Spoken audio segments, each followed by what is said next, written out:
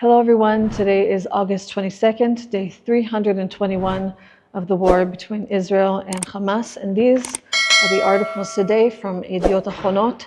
It says here, Bashigra Chadasha, in the new routine, En Kav Adom, there's no red line, speaking about the situation up north.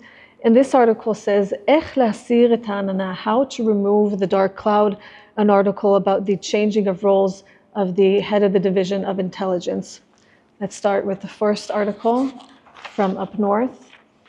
And it says here, Kshehabayit ole baleavot, when the house is up in flames. Yesterday there was a huge barrage of rockets up north, and people are really suffering, such as Yelena Lifshitz from Katzrin.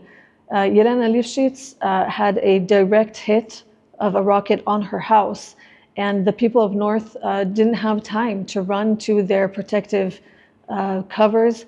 A lot of them up there in the North, they don't actually have protective covers in their home. They don't have protective rooms or bomb shelters. And so they were instructed to basically stay inside. But even that didn't help. They got a direct hit.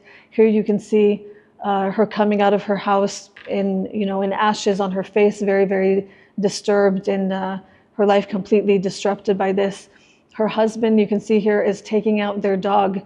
By miracle, none of them actually got hurt, but they cannot live there anymore. Their house is completely destructed. She says here, Hakol hitpotzet svivi, everything around me exploded.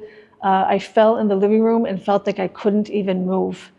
So some houses in Israel actually have bomb shelters, some of them do not. And when you do not, you have what are called basically like community shelters. So you only have a specific amount of time in which you can run to this community shelter. And if you don't make it on time, you're under huge risk of getting hurt.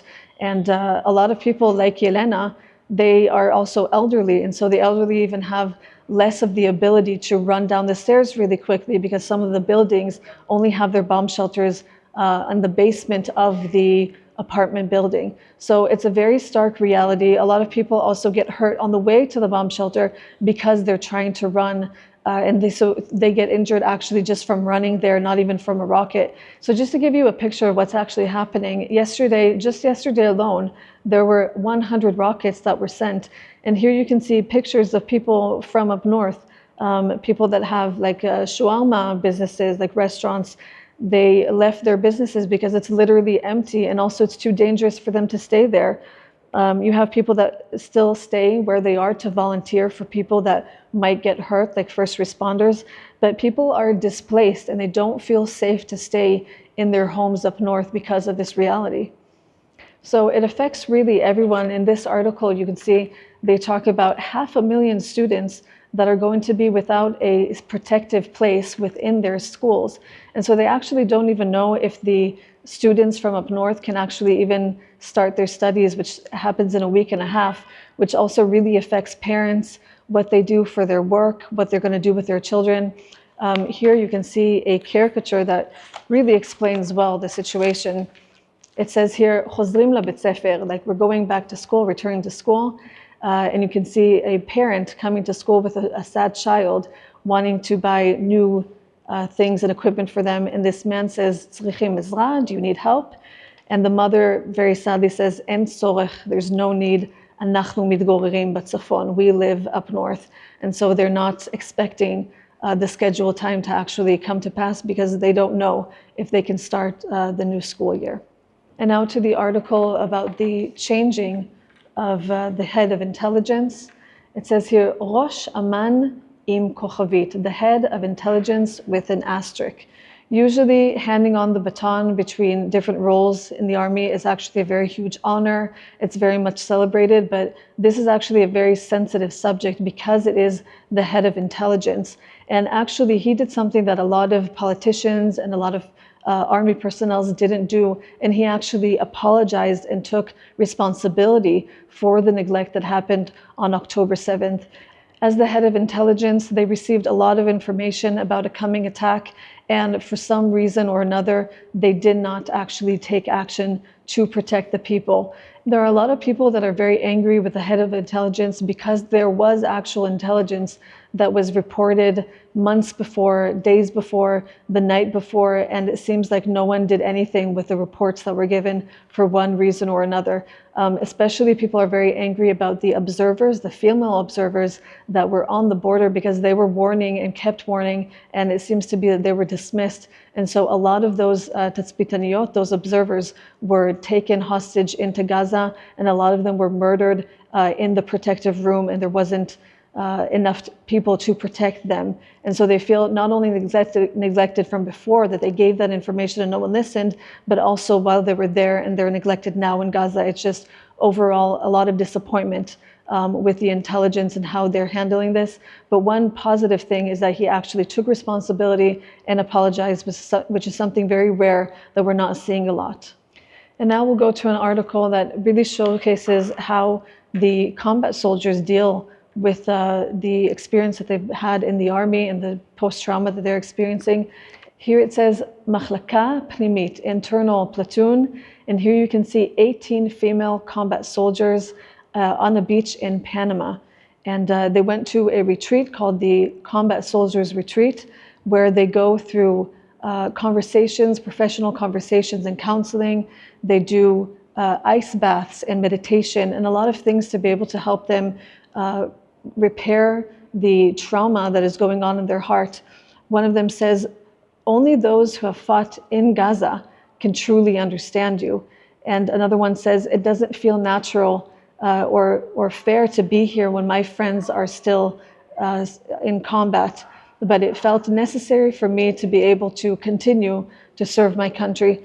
And here you can see the girls are in this green lush place in a circle, being able to expose their hearts and overcome the trauma and all of the thoughts that are going on in their minds. Here you can see the female combat soldiers on the beach with their surfboards. And it's really important to understand what they're going through. So when you're in Gaza, your whole day and night is about protecting your people. And even if you leave that place, the fact that you're removed from it physically doesn't mean that it's not there. In fact, you're still in Israel and it's a very tense situation. And so sometimes it literally takes you removing yourself, going to a very calm and tranquil place so that you can actually recover, so that you can continue to fight and combat. Like she said, it feels necessary for me to continue to do this so that I can continue to serve my people. I actually have a friend, a female combat soldier on the second line of defense in Gaza, and her whole role is to take the first information about fallen soldiers, make sure that the information is right, get them helicopters, all the help that they need, and get the information before it's released to the families, which is a very, very tense role to have. Between her leaving Gaza and her going to serve up north, she decided to go to Portugal just so that she can breathe a bit. So it just comes to show you how much trauma the combat soldiers are dealing with and how little resources they often have, so much so that they have to go abroad to get just a little bit of relief.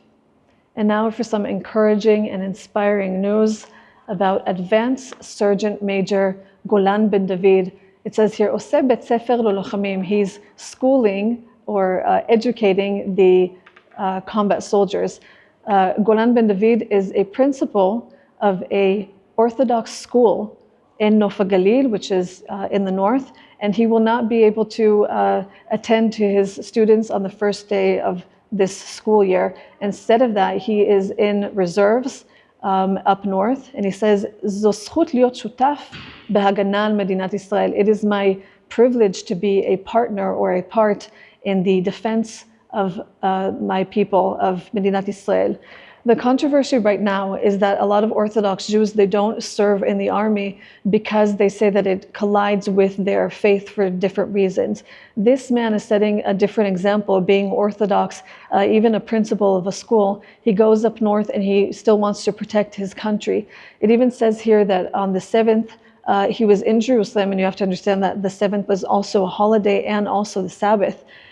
He was with people praying, and it took him a few hours to understand that something was like not just wrong, but extremely wrong, because on the Sabbath, they're not allowed to look at their phones or open the television to look at news. So a lot of them actually didn't know what was happening, and it took them time to respond. Because he understood that the situation was so dire, he actually did end up looking at his phone. He went and served 135 days without stop. So again, we're talking about a principal of a school with a lot of responsibilities, and he up and left to protect the borders of his country, which is a very, very inspiring story. Thank you guys so much for watching. If you're interested in more Israel content, go to allisrael.com, and don't forget to follow us on this channel, and we'll see you guys in the next one.